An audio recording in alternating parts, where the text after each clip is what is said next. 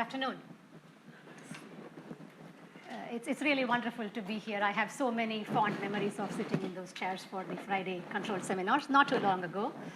So my very warm thanks to Khalil, the College of Engineering, and the EC faculty for this very special recognition. I'm really honored and humbled to receive this award. I will cherish this as my special 20th graduation anniversary present. So, as Khalil mentioned earlier this week, this has been an exciting week for me. I was in Atlanta this Tuesday, where I had the honor of representing Xerox at PDMA, the Product Development Management Association's annual conference, where I received on behalf of Xerox a very special award called the Outstanding Corporate Innovator Award. This was given to the company for significant accomplishments in innovation and innovation-based practices. So as I was thinking about what I would talk here today, I thought no better topic than sharing the story behind that journey, of which I have personally been a very integral part of. Before I begin, we live in the weeks and days of very, very intense polls and numerous polls everywhere, right? So I think I will start with an audience poll myself. So please raise your hands in response to my questions. How many of you have used EasyPass? Okay, the rest of you have perhaps driven with somebody who's used EasyPass, right? How many of you have picked up the phone or chatted or used a web with a problem, with talking to customer service with the problem on your cell phone? Ooh, too many people. Very good. How many of you have had a health insurance claim processed for yourself or someone in your family recently? Okay, fewer people, which is good. And this question is for the older members of the audience. How many of you have retirement savings accounts? Okay, very good. Maybe more, we need more. But the chances are then you have all been served by Xerox services. In fact, every day, 9 million people travel through the toll systems that we manage. We process 2 billion toll transactions every year, 37 billion public transit fares in over 30 different countries. We process 1 billion health insurance claims annually, and over 1,800 hospitals in the US rely on Xerox to run their operations effectively. Every year, 11 million, 2.5 million, we handle 2.5 million customer calls every single day through various channels, voice, text, and so on, in over 30 languages. We support 11 million employees and retirees with human resource services, and the list goes on and on. In fact, Xerox Services today touches every major industry, making work flow smoothly behind the scenes. And we really, literally touch 1 million lives every day. Let me add a little color to the numbers here with a video, and let's hope the technology works.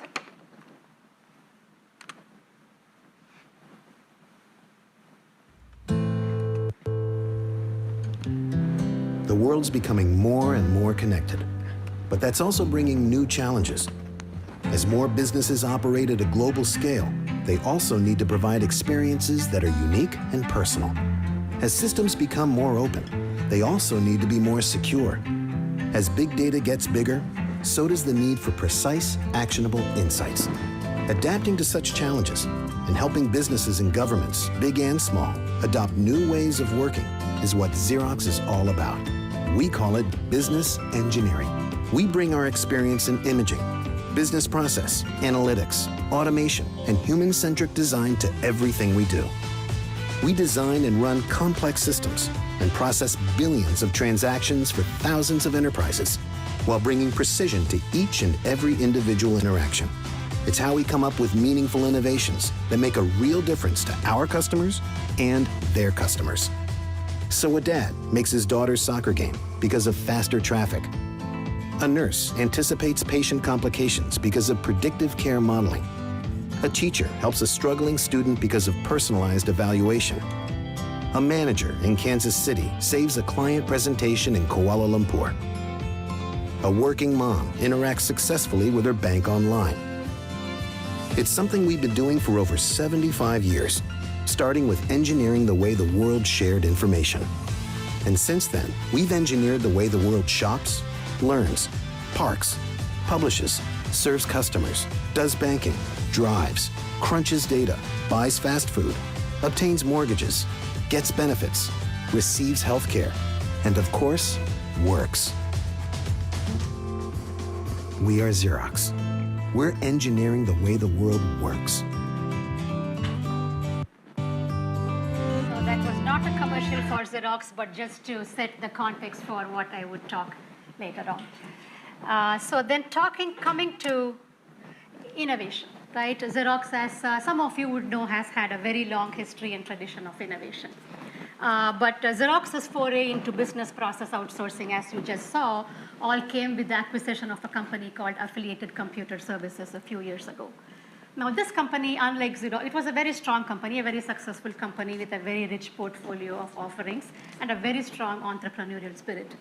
But unlike Xerox, this company did not have a very strong internal R&D function. It had grown predominantly by acquiring other companies. So a very big part of my role and others with me is, and over the last few years, has been to bring into this new organization a strong innovation culture and a mindset backed by deep technology expertise backing on Xerox's own rich history and tradition of innovation.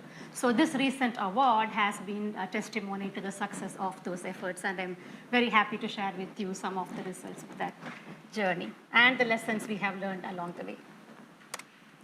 So before I get into what exactly we do in innovation, I will share very briefly some of the major trends and transformations that are happening in the industries that we serve, because it's these trends and transformations that guide our innovation efforts.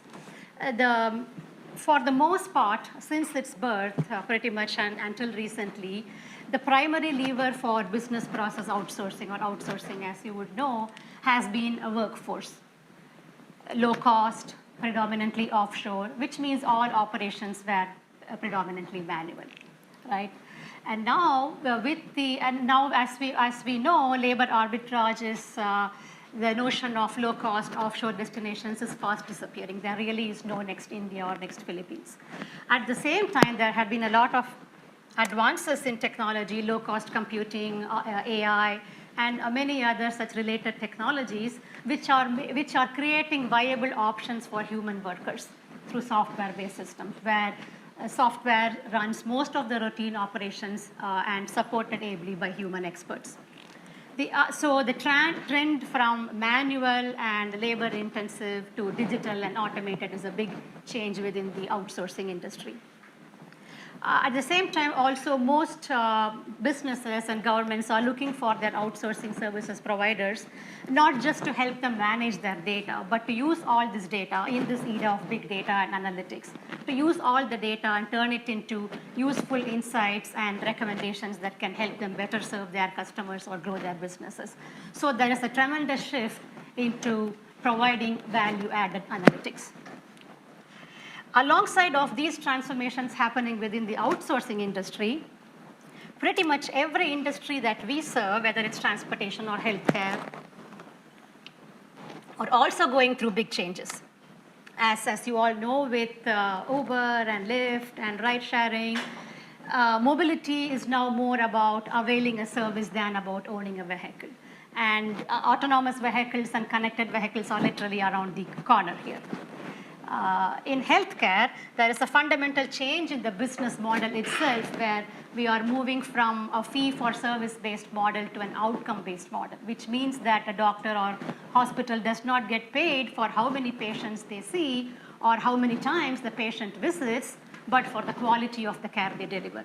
And this means we have to look at healthcare in a fundamentally different way. The way that we design, deliver, and manage healthcare has to be done fundamentally differently. And some of the key technologies that are of use there are telehealth and wearables and so on. So why are these important for us? Because mobility transformation affects not just the automotive industry, it affects government agencies running transportation, who are our clients. Healthcare shifts, again, affects hospitals and the health insurance industry, who are, again, Xerox's clients, which is why these are important trends for us. And one more example is the world of customer care. Customer care is no longer about picking up the phone and talking to a live agent. A recent study showed that 65% of the millennials, most of you in this room, don't want anything to have with a live human agent, right? So businesses then have to find other ways of serving these growing digitally native population. So our role as innovators then is twofold. One, we have to help Xerox Services successfully transform from a manual, labor-based organization to one that is technology-based, highly automated, and analytics-driven. And two, we have to help our clients, the government agencies, the healthcare providers, successfully navigate these tremendous waves of transformation that are shaping their own industries. So all of this sets the context for what our innovation activities are.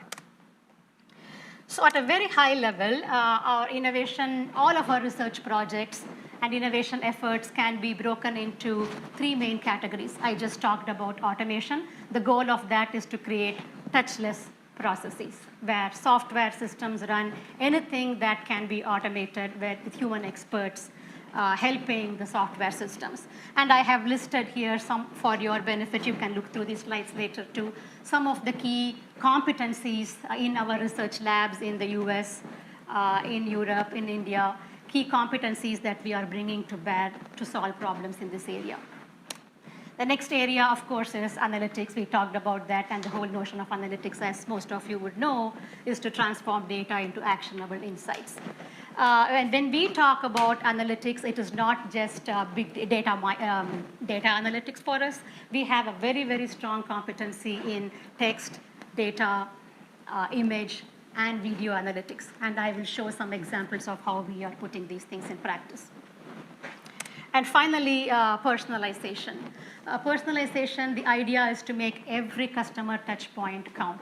At the end of every service that we deliver, there is a patient, there is a commuter, there is an employee. The idea is to provide this specific individual the right information they need at the right time so that they can make the best decisions. And I will give you examples of all of this. And you would see, again, personalization, the basic idea is recommender system and decision support tools. So I will very quickly give a few examples in each category. And I know some of these examples would be of interest to you. So I'm very happy to share further details for anyone who wants those on any of this offline. I'm just going to very quickly go through these examples. Taking an example in our call center business, what most of us don't realize when we pick up the phone to call an agent is that their task is not really simple. Even while they are trying to focus on you, the customer, typically they have to navigate multiple systems, multiple databases, various screens and applications to get all the information that they need to answer your query while not losing focus on you at the other end of the line. Right, so the first example in what we have done in the automation category is a tool that we call Call Simplicity, which is basically a software bot.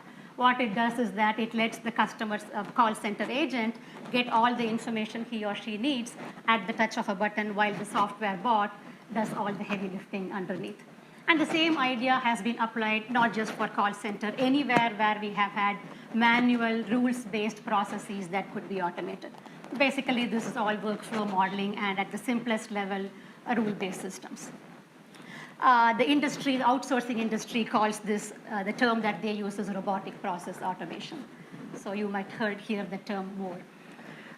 Moving a level higher, when we start using more sophisticated technologies like natural language understanding, conversation analysis, machine learning, this gives rise to other levels of customer support like virtual agents. And when I say virtual agents, think Siri, think Watson. These are some examples of how we are automating the call center business. The next example I'm going to give is from a very different domain, transportation. And the example is automated license plate recognition.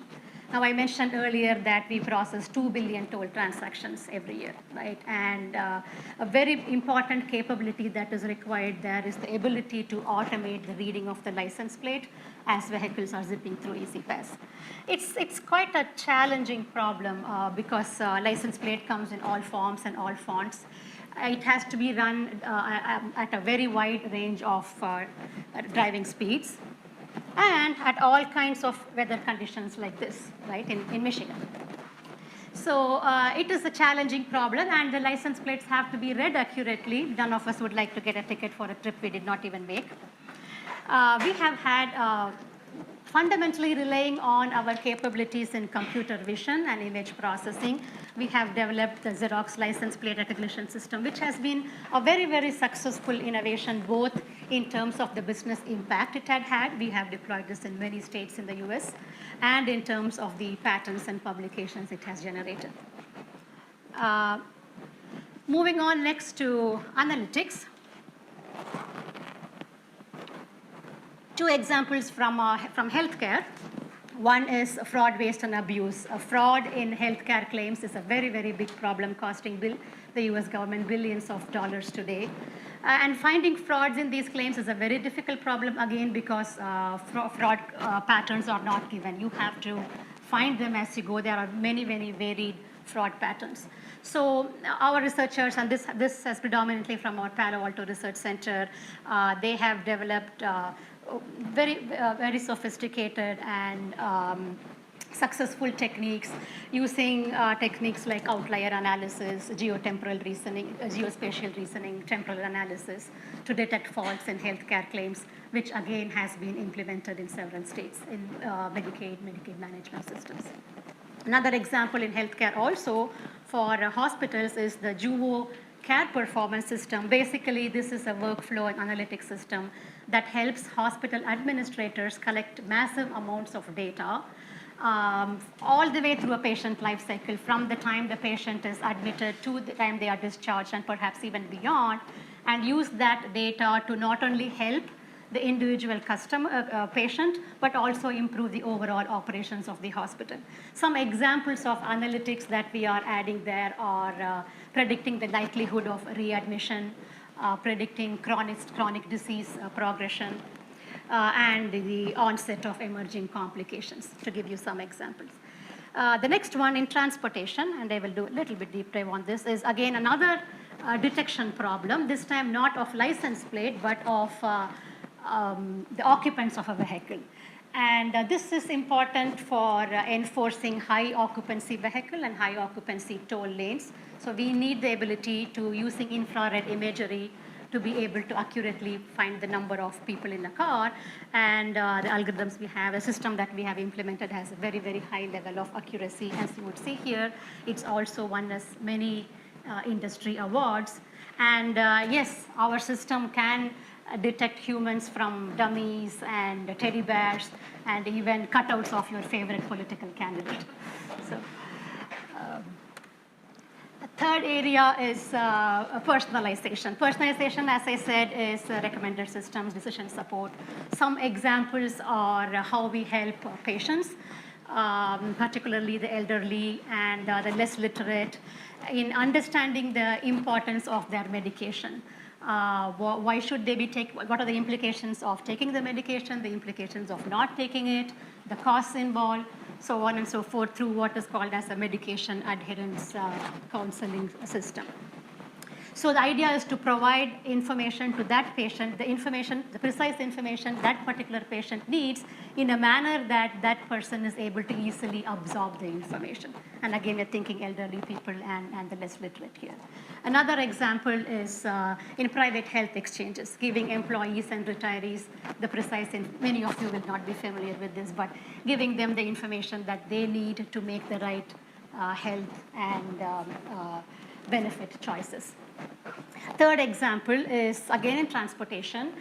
This one is aimed at providing commuters like yourselves who like to use multiple modes of transportation, the best routes that you require based on your preference of whether it's faster, cheaper, or greener. And I'm going to illustrate that with a quick video.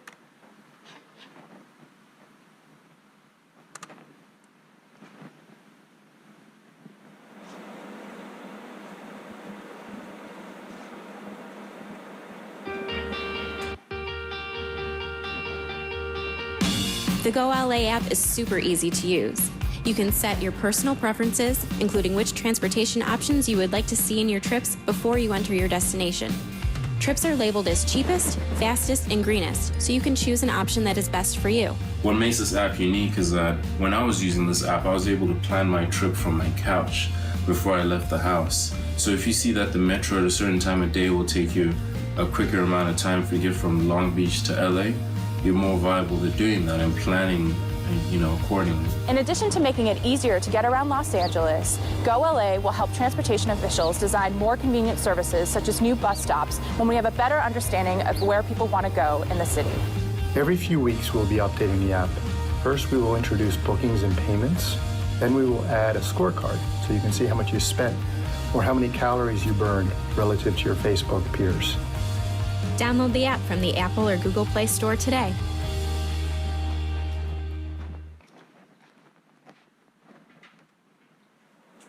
So this is something that we are currently piloting in LA and Denver and also in Europe. So, so that I hope that gave you a quick glimpse of the kinds of innovations that our researchers are working on at Xerox Labs. So now I'm going to, and as I said, I'm happy to share more information on any of these specific areas or projects if you're interested later. Now I would go to the core of the talk, which is what are the key attributes that have helped us be successful in our innovation efforts? What are the things that have helped us design, develop, implement, and commercialize innovations that have been successful in the marketplace and have created value for our customers? And the key lessons that we have learned along the way. Before I do that, I want to maybe set the stage, set the context a little bit to make sure we all have a common understanding of what innovation itself is. So another question time. When you hear the word innovation, what do you think? Anyone? Students? Not professors. Yes. Creative solutions to problems. Very good. Any other thoughts? One more? Come on, you're all innovators here.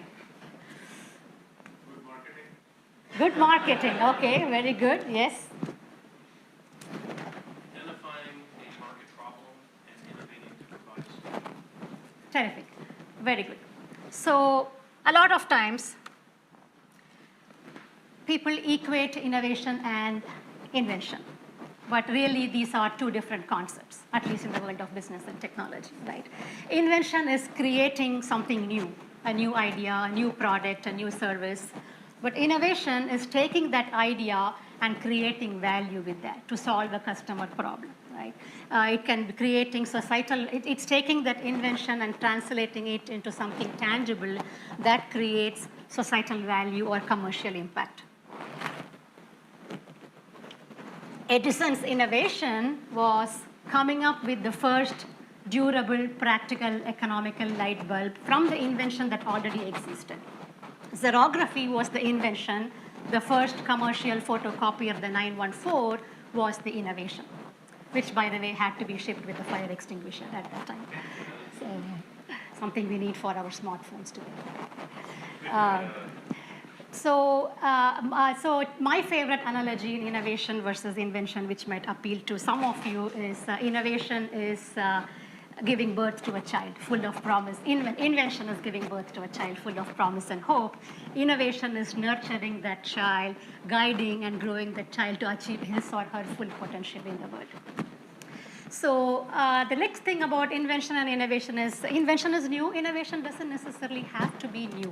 It doesn't have to be based on anything new in the sense that one can have an amazing innovation which creates value by creatively bringing together existing ideas. The iPod, Apple's iPod, did not really have any fundamental new technology or new invention. They brought together the existing idea of a portable music player with a very easy to use digital platform, of course, combining that in the best possible manner with their own best case in design and ergonomics and so on. So That's one thought I want to leave you with, the distinction between innovation and invention, and this is important, as you would see. The next is that innovation has many different dimensions.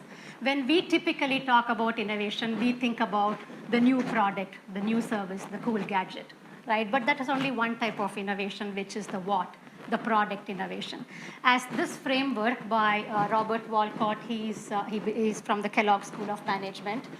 As in this framework that he created, there are many different ways in which innovation happens. And again, innovation is creating value and having impact, right? There is the who, the how, and the where. For example, Starbucks didn't invent coffee, but they created this amazing customer experience that for many people now they have 3 places in their lives: work, home, Starbucks. Google made money by figuring out how to do paid search, not necessarily technology innovation. Right? Enterprise figured out that they can bring more value to their customers and they can increase their revenue by moving the rental stations not near the airport but to neighborhoods. Dell. Let's take Toyota as an example. Toyota makes very good cars, but their primary innovation was their production system. So the key point I'm trying to make here is that innovation comes in very many different flavors. And also, typically, most successful innovations have had at least one or more dimension. Technology is there. You can have innovation based on technology, but sometimes innovations happen without technology. Even when technology is the foundation for innovation, often it's combined with one other dimension, like, for example, a very good business model or a new way of reaching your customers. And that's important to know. The technology is one ingredient, a key ingredient, but oftentimes only one ingredient. The next, one more classification of innovation, and this is a very simplistic way of stating things, but it will suffice for our discussion here. And the axis here is a novelty. Novelty can be technology, it can be business model, it can be a customer base or market. Sustaining innovations are those that improve things. The license plate recognition, there were solutions that existed out there. We didn't invent the solution, but our researchers came up with a way of making it significantly more accurate with higher yields. Transformational innovations are about a new way of delivering a service or coming up with a new product. And typically, these are in existing markets with existing business models serving existing set of customers. Nothing fundamentally different, but a new idea. The vehicle passenger detection system is an example of that. Disruptive innovations are very exciting, of course. Disruptive innovations, these are the types of innovations which create entirely new markets or disrupt existing markets. Digital photography disrupted film. Mobile phones disrupted landlines. Mini computers disrupt mainframes, and then laptops disrupt mini computers, right? So there are very many examples of disruptive innovations. Two key points I want to mention here. It's the disruptive innovations which get the most attention, right? They are the cool ones. Everyone talks about those. The first point I want to make is that sustaining innovations are very important too. And there is often very good research and very good technical problem solving that needs to go to enable sustaining innovation. You saw that the license plate recognition system that we had resulted in so many publications and 120 patents. There's a lot of difficult research problems to solve, even in sustaining engineering. And the next point is disruptive innovation. Again, is not always just about technology. And I'm emphasizing this throughout my talk, that you need to think beyond the technology. Uber, a great disruption. Not much of technology, but it was just the way that they reached customers. Right? So, and the theory of disruptive innovation itself is a very, very fascinating topic, and you can have an entirely different lecture on that. But for those who are interested, I have some pointers here that you can look up to. So, with that, now I want to get to the core of my talk, which is sharing some of the guidelines that we have followed, some of our best practices in enabling successful innovation. The first idea, so there are three ideas solving the right problem, solving the problem right, and taking risks, failing fast. Solving the right problem. Now, it's very common for us researchers to start with the solution. We have a cool piece of technology, we have a wonderful theoretical framework, and then we try to find the best application, the best problem, which is not a bad approach at all, but very many times that is not the best approach if your intent is to have impact and create value, right? I mean, I can share a story from my own history. When I first started Xerox, I had this wonderful diagnostic technology, Stefan Dimos and I had developed together. I was dying to put it in practice, talked to a few people, then found that the paper feeder system inside of our printers and copiers is a great candidate. So I jumped into the problem, did all the design and the modeling, brought a team together, software engineers and the technicians. We implemented this in the lab. Great prototype. It worked very well. Then, as was customary, we called our colleagues in the business divisions to come and take a look at this cool thing that we have built. Hey, it really shows that you can diagnose failures, any failures of the paper feeder system automatically without anyone having to touch the system. They said, oh, this is all very cool and nice, but you know, in reality, the failures of this particular subsystem are not really what we see in practice. It happens very rarely. So a great theory, a wonderful solution, it worked. It proved that the technology can work. It didn't add value to the customer. They were not going to save any money by implementing this. Oh, by the way, the real problem is this, automated image quality diagnostics. It will be great if you can develop a solution for that. Turned out that that required a very different approach. So that's one example. So the idea is that solving the right problem here in this context means first understanding what the customer need is. What is the customer's pain point? What is the problem that you're trying to solve? What need are you trying to address? And then coming up with the right solutions. It is really knowing the job that needs to be done. If you think about it, some of the very successful companies, their names have become synonymous with the jobs they help people do. Xerox, Google, for example. So how does one go about doing? Now, I do have to emphasize, it's not that there have been wonderful inventions where the solution came first. Anyone has an example?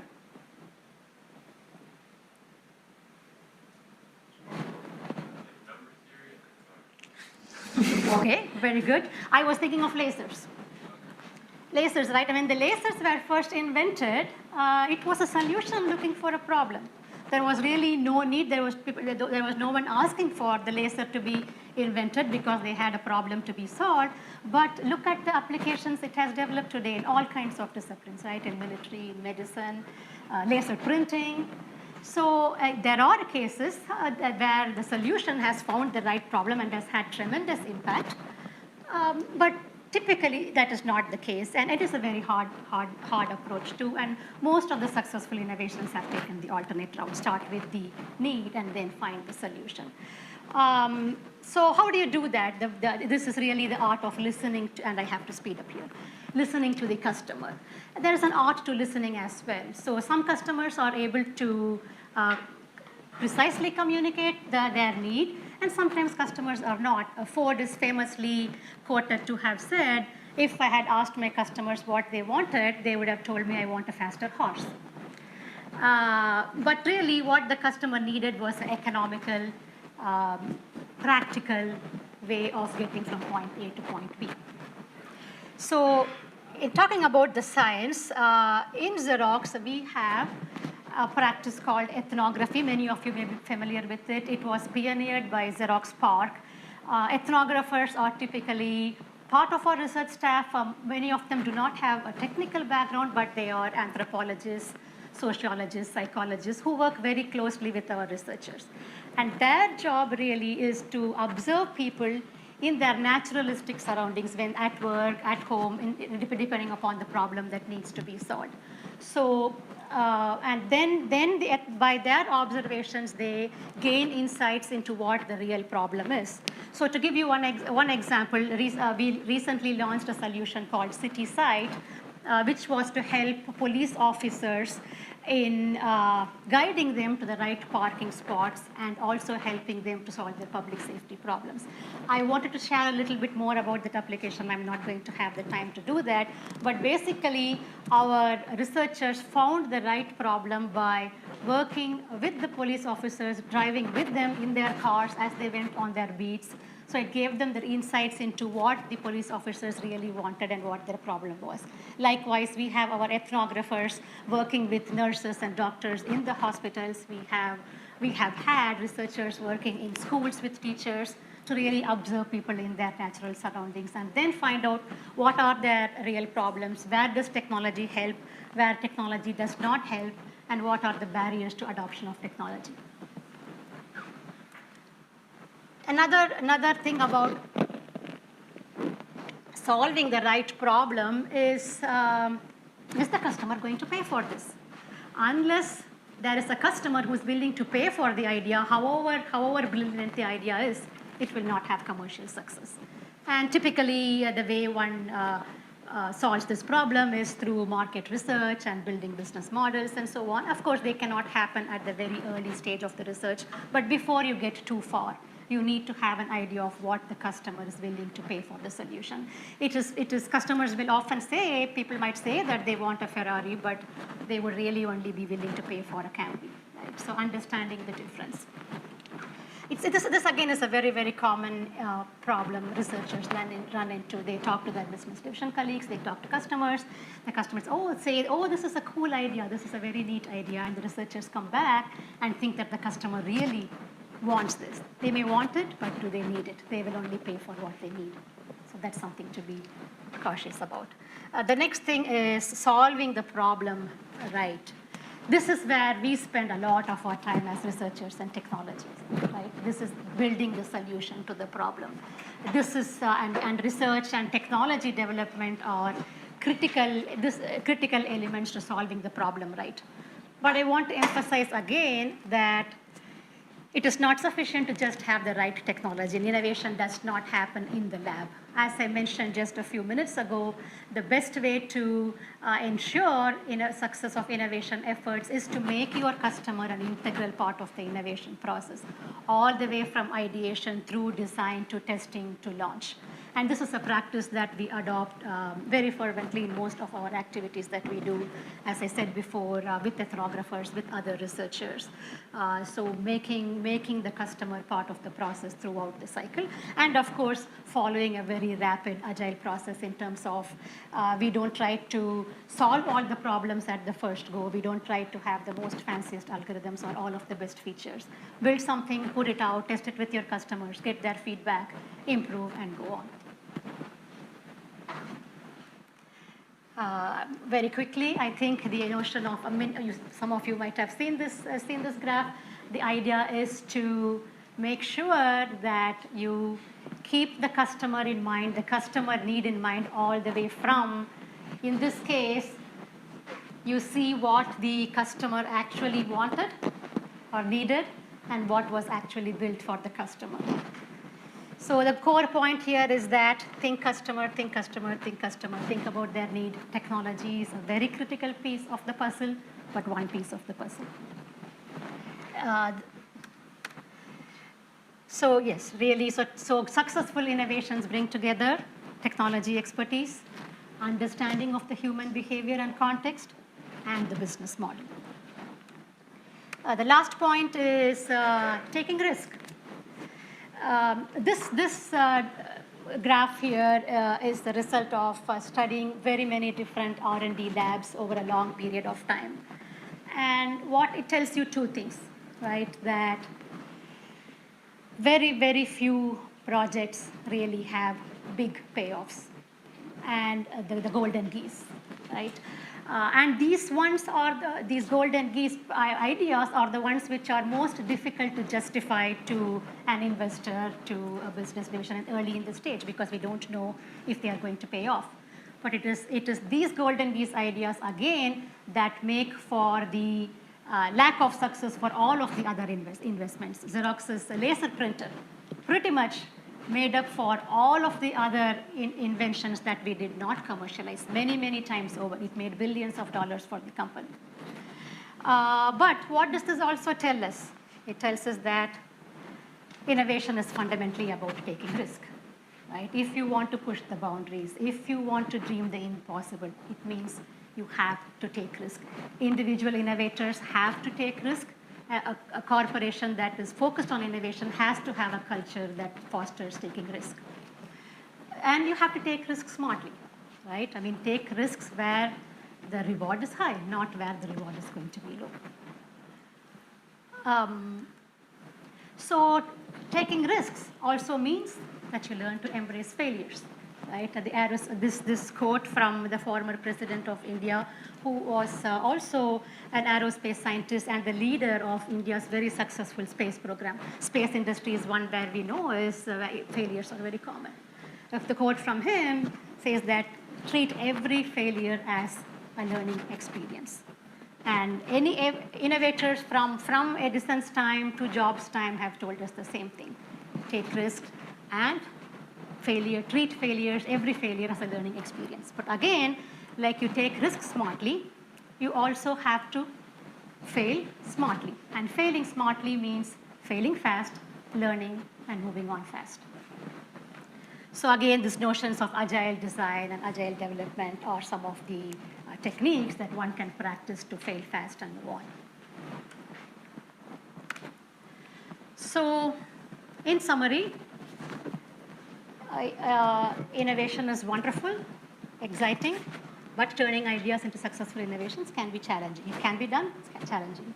Successful innovations combine technology, user insights, and the right business models. Successful innovators foster a culture of risk-taking, and they are ready to embrace failures. Final thought that I want to leave with, and this is from a Fortune article published last year. They talk about the 12 disruptive technologies that are completely going to change the future. If you look at this list, there are many in here that people in this room, people in this college are working on. There is autonomous vehicles, there is robotics, energy storage. So all of you in this room are working on these are related disruptive technologies. It is up to you to turn these disruptive technologies into disruptive innovations. So it's an exciting game. Jump into it. As Steve Jobs said, go put a ding in the universe. Go blue.